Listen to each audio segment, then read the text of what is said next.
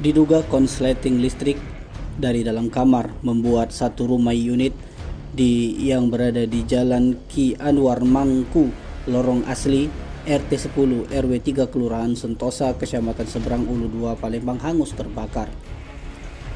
Peristiwa kebakaran itu terjadi pada Jumat, tanggal 7 bulan 7 tahun 2023 lalu, sekitar pukul 19 waktu Indonesia bagian Barat.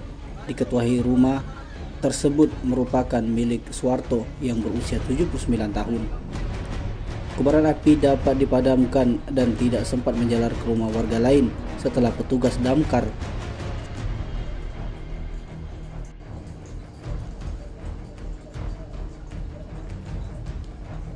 menurunkan 6 unit pemadam kebakaran untuk berjibaku memadamkan api serta dibantu oleh warga sekitar.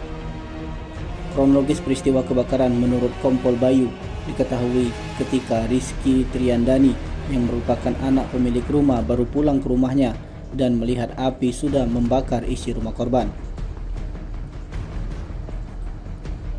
Melihat isi rumah korban sudah terbakar, anak si pemilik rumah meminta tolong kepada warga sekitar dan warga menghubungi pihak damkar. Sekitar 1 jam api dapat dipadamkan oleh petugas damkar dan bantu warga.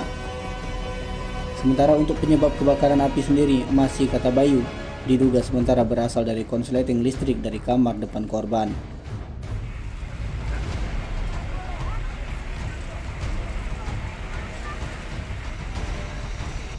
Kebakaran ini, Bang?